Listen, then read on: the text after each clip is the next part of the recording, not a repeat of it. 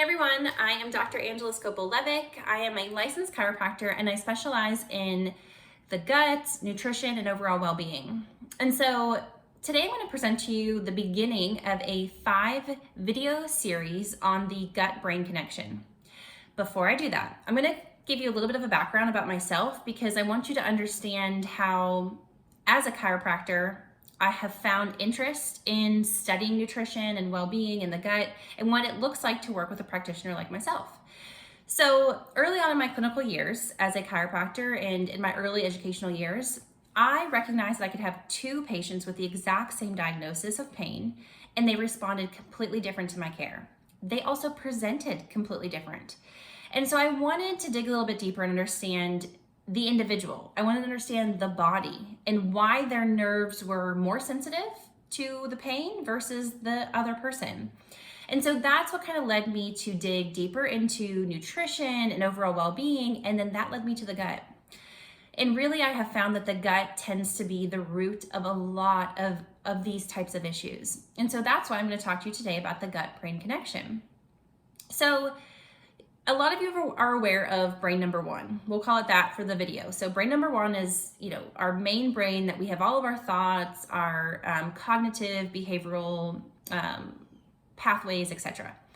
Brain number 2, which you might not be aware of, lives in our gut, and it's called our enteric nervous system. So we have our enteric nervous system here, and then we have our central nervous system above. These 2 systems talk to each other all the time. They are highly connected together. And so this would explain to you right off the bat how if my gut is inflamed, it's not going to be able to communicate to my cognitive brain. That brain number 2, that enteric nervous system, it runs all the way from your mouth to your rectum. And so it starts with the minute you start to chew food and you start to salivate, that the saliva sends signals for your body to start breaking down proteins, which come from a release of enzymes from your pancreas. It also starts to signal absorption of nutrients, and then also starts to signal what we call peristalsis, or contraction of your GI muscles to eliminate the waste. So that whole process is signaled from your enteric nervous system, or brain number 2. If during that process there is, think of, like, I would say a car line, if an assembly line of a car, if there's one part of the assembly line that isn't working, the whole rest of the pathway loses signaling and connection. And so then your brain number 1, would lack a lot of signaling from the gut.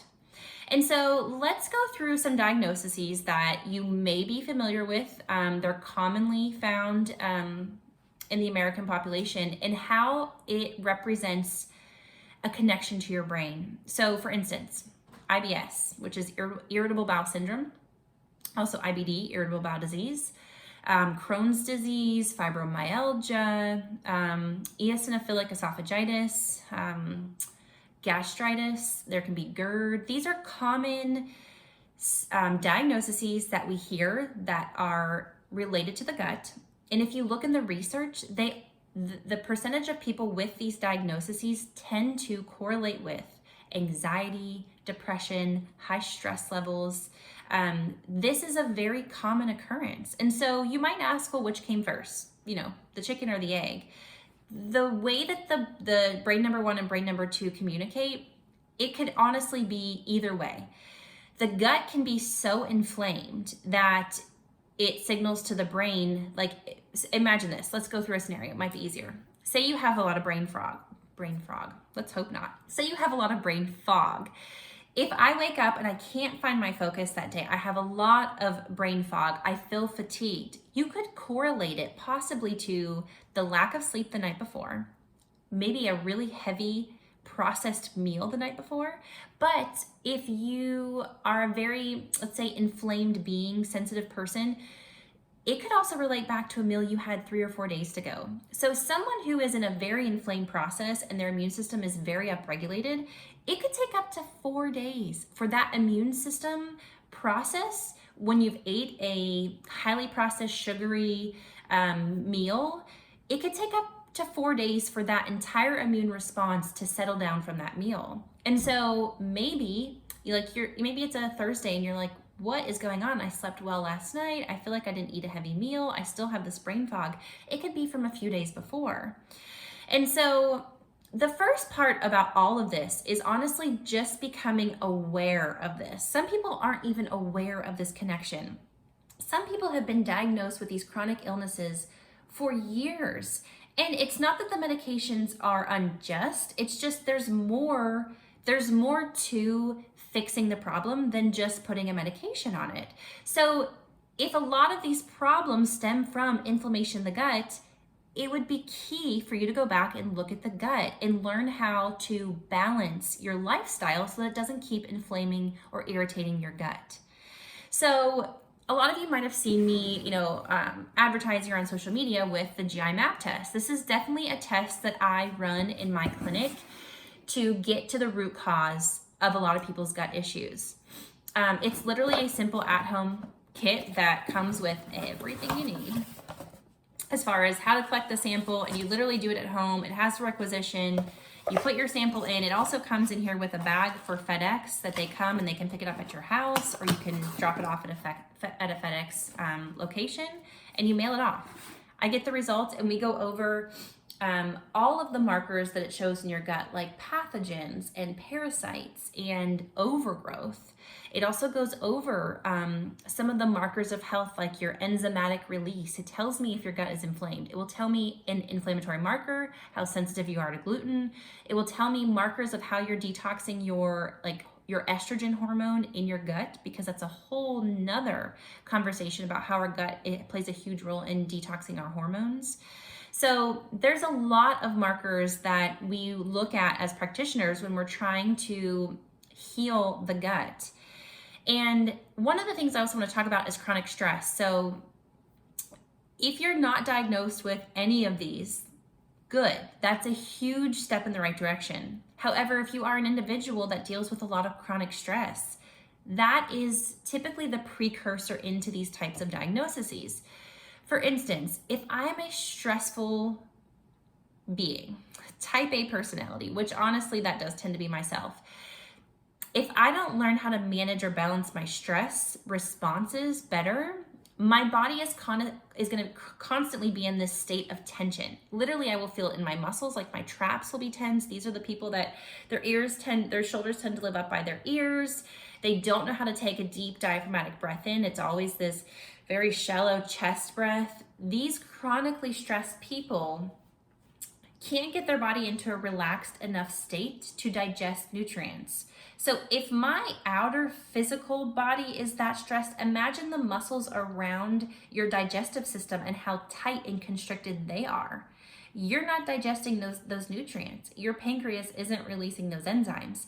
A lot of that food actually gets stuck in your upper stomach, what we call your small intestine, and it just sits there. And it ferments, and it leaves off this gas like beer does when it ferments, and you feel heaviness, bloating, sometimes belching, fatigue. It could affect your bowel movements. You could have constipation, or the opposite, loose stools. And so people that are under chronic stress don't tend to absorb the nutrients and the minerals and the micronutrients that they need to signal their brain to release certain endorphins and neurotransmitters in certain situations. So for instance, when I say neurotransmitters, I'm talking about your serotonin, I'm talking about your dopamine. Sometimes you'll even notice it in people who never really have a change in their tone. So they're never really excited, and they're never really, at that low. They're just this moderate melatonin person because they can't get the signaling, right? And so if this is you, a chronic stress person, it's really key to start your wellness journey in your gut. It prevents you from having to backtrack later. So a lot of people will jump on hormones right away or medications, and it's not that those are wrong. It's just you will constantly be changing the dosage of your medications because your foundation is so rocky. So if your gut is not healthy, it's not healed, it's not working appropriately, every day is going to look different with how much nerve conduction is getting through. And so every day that medication is going to give you a different outcome. You're constantly going to be chasing your tail. And so again, just to kind of sum up today's series, it's just becoming aware. I want you to just start thinking about how much your illness, disease states, lifestyle factors like stress are affecting your health. And if they are preventing you from being your absolute most creative self, this is the place to start. If they're even leaking out into your immediate family, if your kids are constantly sick and you can't be who you want to be at work because you're always taking care of your family members, start with yourself, and then your family will see how much you're changing and how much you are growing, and it will be easier then to leak this new lifestyle and these habits into your family. So I really encourage you today, just become aware. I want you to really just start noticing the brain fog, how it correlates with what you've been eating, your fatigue, your joint pain, your emotions, your highs, your lows. I want you to start correlating it with your diet, with your lifestyle, with your sleep, with your lack of or maybe over training, which is your movement, your exercise, and how much time you put into your mental health. All of these things are related.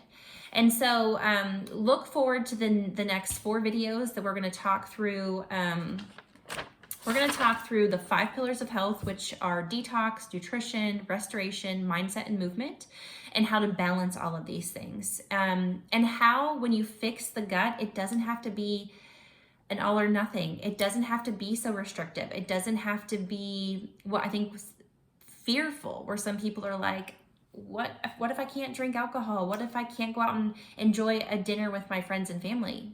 You can. It shouldn't be restrictive. It's just learning how to find a balance. So look forward to the rest of the videos to learn that. And then you can find me on my website at drangela.scopel.com. Also on Instagram at Dr. Angela Scopel, which is just DR. So DR Angela Scopel. And in the future videos. So have a good day.